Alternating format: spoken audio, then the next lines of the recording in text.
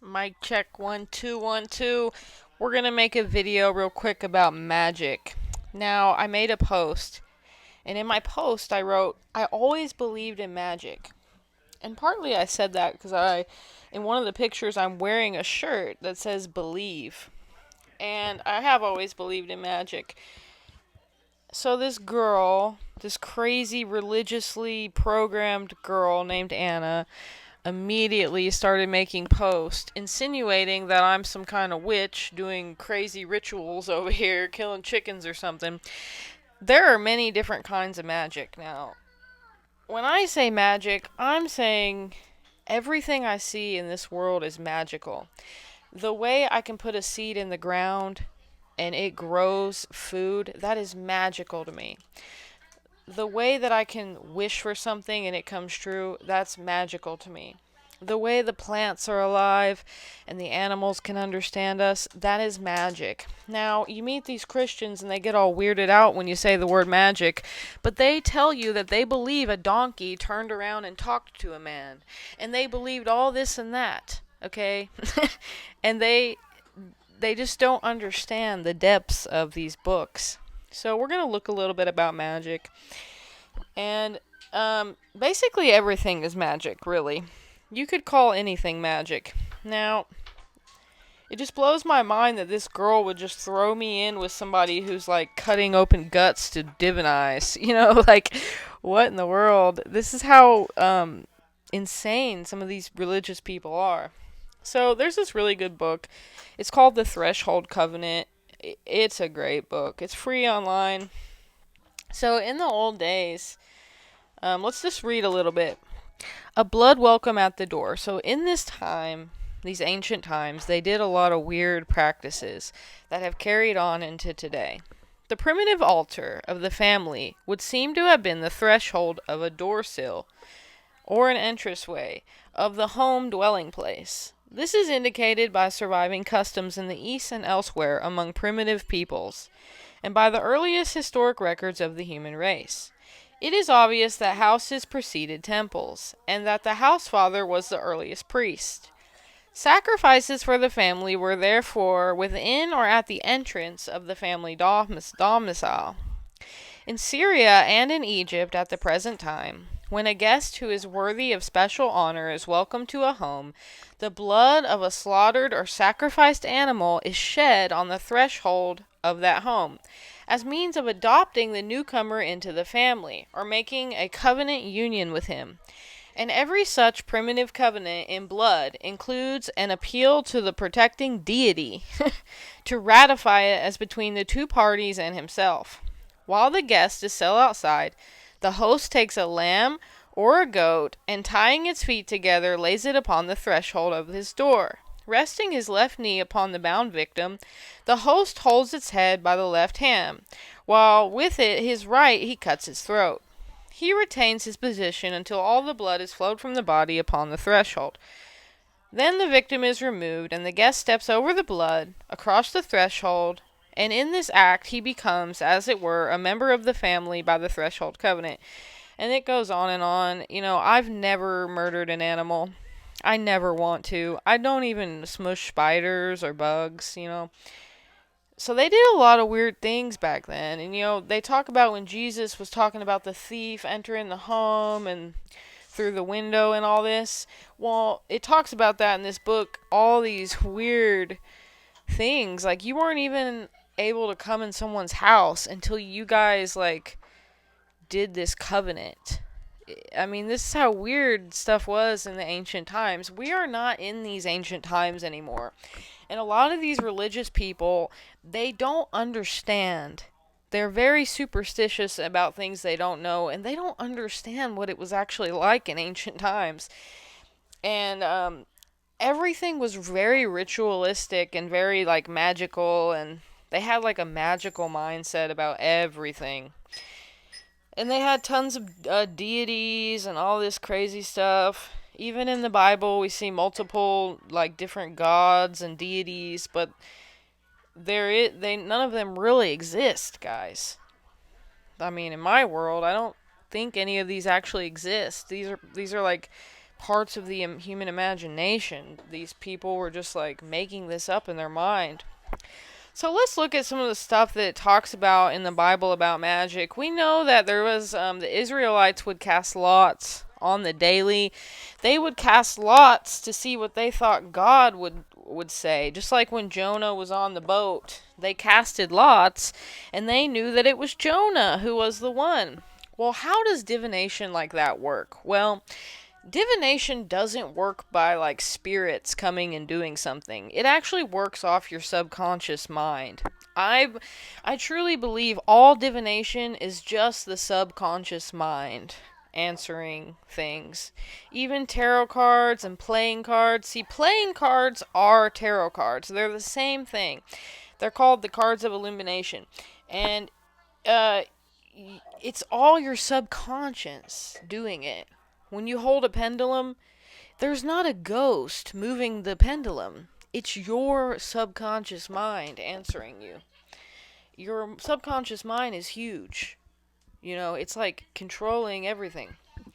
So let's just look around here since this crazy, psychotic, brainwashed girl wants to, like, what she doesn't understand. Like, I can debate all day and night. I read a lot. For the last decade, all day, every day, I have studied the Bible, and I have studied all this ancient stuff, and I love to study. But this girl goes right for the throat, attacking strangers, and insinuating that I'm over here doing some crazy ritual in robes, eyes wide shut shit. Hi, baby. So let's look at what it says. Hold on, guys. If a person turns to mediums and necromancers, whoring after them, I will set my face against that person and will cut him off from among his people. Whoring after them. Here's the key word there. Just people would like worship these people. You understand? We still kind of see it today where people like they turn into gurus, okay? And instead of trusting God, where's God? God dwells in us. Instead of trusting the power of God, the source of all, they go for these people, okay? Necromancer. A necromancer, you know, it's a lot different if you're meditating and your dead loved one shows up, or you have a dream about your dead loved one, or your passed on loved one, like you see a bird or a sign. That is a lot different than somebody doing all these weird rituals to try to contact the dead. No, it's probably not a good idea to try to contact the dead. Of course not. I mean, you don't know what you're going to reach. It's not a good idea. People do it. But there's a big difference in saying, I got a message from my past loved one, or I saw them and I know we live on, than being like, oh, we're going to do all this weird stuff and try to contact a spirit on the other side. You know, that's completely different things. So you can't just lump people in with like a total full-blown sorcerer. You know what I'm saying? It's not, it's stupid to do that. Mediums and necromancers. Now, a lot of mediums, there are mediums that I think are legit, but you gotta think of how many people that are really scam artists. Okay? And right here it's emphasizing, don't go whoring after these people. Like, God is always present with you and within you. You can turn to your source instead of turning to some person who's contacting who knows what and doing who knows what and taking money and doing sneaky things, and you know what I'm saying? Do not turn to mediums or necromancers. Do not seek them out, and so make yourselves unclean by them. I am the Lord your God. So, once again, you don't have to turn to any of these people, because where is God? God dwells in the hearts of men. Over and over it tells you He's always present with you. He will take care of you. You and God are one. You are God. You are not separate from God. God gave us His Spirit. It says in this Bible, when you become one with the Lord, you guys become one spirit. The Lord is your husband, the Holy One of Israel. You and the Lord are one thing together. So you don't have to turn to any of these other things to try to make things happen. Okay? You don't have to look for omens and signs. You can converse with your heart on your bed and talk to God. Straight, like, talk to God. You don't have to go to any of these things. There shall be not found among you anyone who burns his son or daughter as an offering, anyone who practices divination or tells fortunes, or interprets omens, or a sorcerer, or a charmer, or a medium, or a necromancer, or one who inquires of the dead. For whosoever does these things is an abomination to the Lord. And because of these abominations, the Lord your God is driving them out before you. You shall be blameless before the Lord your God. So what's it already saying right there? The Lord's going to drive them out before you, like, already. So here's the thing. There were groups of people that were literally sacrificing their kids in this time. There were people that believed this crazy superstitious stuff, and they were doing horrible things. I mean, these were like whole priest classes of people that were, I'm talking about, we can't even wrap our heads around some of the crazy stuff they were doing and doing to their children. Just insane stuff. I mean, we see it today, and we see what's going on in Africa, where they like try to hurt albino people, they hurt children and take their bones. These are the kind of people this is talking about. This isn't talking about somebody studying the metaphysical world. This isn't talking about somebody who is like casting lots or doing divination on themselves, contacting their own subconscious mind, or just, telling fortunes in like a fun, silly way. This is talking about these people who are like doing hardcore, like voodoo, medicine, crazy stuff, like dark stuff. Okay, like Santeria times 10. Like, you have to put this stuff into context. You can't just take these verses and use them for everything and, say that all forms of magic. No, this is talking about a specific people in this time that were doing horrible, evil acts. And they were looked at as like the famous people are today. Like, people, were looking at these people who were the magi. They were looking at these people who could interpret omens, and these people were tricking people. They would know when the solstice was, they would know when an eclipse was coming, so they could trick people and lie to them and make them do crazy stuff. And like, I mean, it was insane. Maybe later we'll read about some of the stuff they were doing, but So right here in Isaiah, and when they say to you, inquire of the mediums and the necromancers, who chirp and mutter, should not a people inquire of their God? Should they inquire of the dead on behalf of the living? So, that's very simple. Why would you need to talk to the dead on the behalf of the living? You don't even need to. What are they going to help you with? You know what I mean? They're not going to help you. You know what I mean? There's no point in even trying to contact the dead. There's no point in it, okay? Should not a people inquire of their God? You can talk to God right here, right now. You don't need a priest. You don't need anyone. This is what it's saying.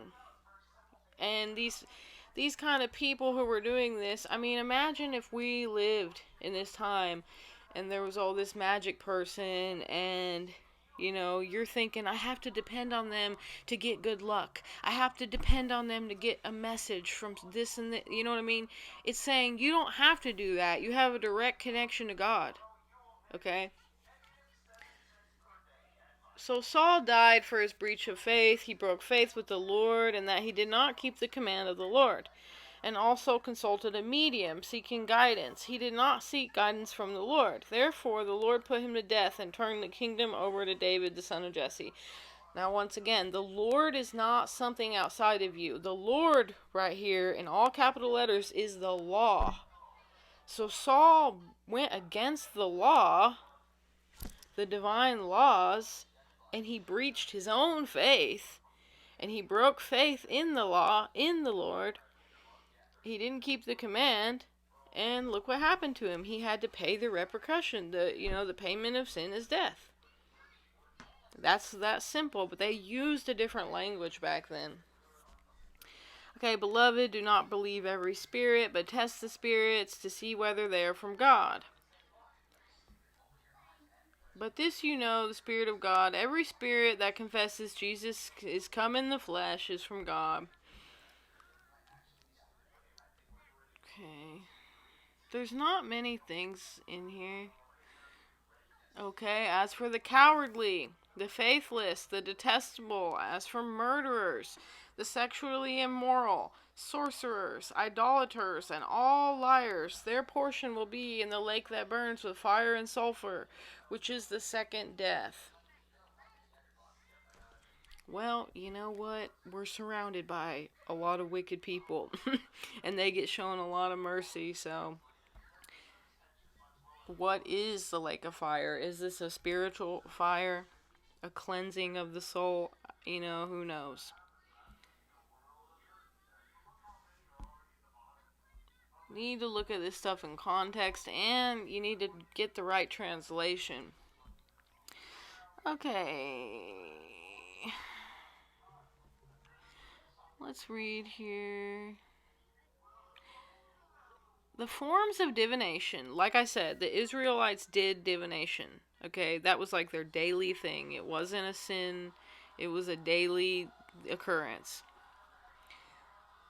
The forms of divination mentioned in Deuteronomy 18 are portrayed as being of foreign origin. Enoch, turn that down! This is the only part of the Hebrew Bible to make such a claim. According to Ann Jeffers, the presence of laws forbidding necromancy proves that it was practiced throughout Israel's history. The exact difference between the three forbidden forms of necromancy mentioned in Deuteronomy 18:11 is a matter of uncertainty. Gideoni, wizard, is used together with Ob, consulter with familiar spirits, and is semantic similarity to Doresh el-Ha-Mitim, necromancer, or one who directs inquiries to the dead. Raises the questions why all three are mentioned in the same verse. The Jewish tractate Sanhedrin makes the distinction that the Doresh el-Ha-Mitim was a person who would sleep in a cemetery after having starved himself in order to become possessed. Once again, when you're reading this stuff in the Bible, it is talking about these extreme practices. It's not talking about pulling straws and playing with cards and reading the stars. It's talking about this crazy, there's still a lot of tribes that they will dress up like the thing they want to possess them.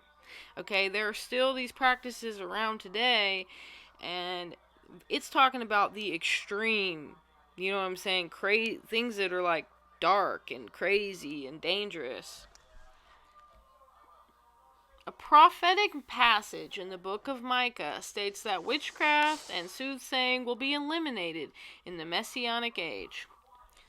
The Levites made use of Urim and Thummim and various forms of sacrifice as instruments of divination to determine guilt and innocence in law cases. See, you have to understand what were they doing at this time and why were they doing it, okay? They were doing these things to make decisions. They really believed in a lot of these strange, superstitious, weird things they did. They all believed in magic. The whole ancient world believed in so many forms of magic. They looked at the world like it was magical because it is. I mean, we know that mycelium connects all the plants and the plants can talk. We know that there are some plants, if you eat one seed, you're going to be spun out of your gourd. That is magic. That is the only thing, like, we use the word magic to explain things that are, like, out of this world, mystical, just extremely amazing, unexplainable, invisible power. Okay, the whole Bible is basically a magical book. and all the books they took out. I mean, it's crazy. It's all intertwined with magic. We've got Simon the Magus. We've got King Solomon. He's got these grimoires all about magic. We've got King James writing demonology books. We've got John Dee doing the whole Enochian angel speaking. All these people were scrying. And even right here, we've got Joseph. Where was it? Joseph was carrying like a special cup for scrying that he had with him. So I'm tired of these small-minded people who read a verse out of the Bible and they don't even understand the translation of the real word. They don't even look into the history of like what was this talking about. And people like Anna who just totally go against everything that Jesus said. They condemn people, they judge people, they totally patronize people. Like, I didn't even wear magic. I mean, I didn't even wear makeup for a decade because I had read in the book of Enoch how the angels, the fallen angels, taught people how to wear makeup.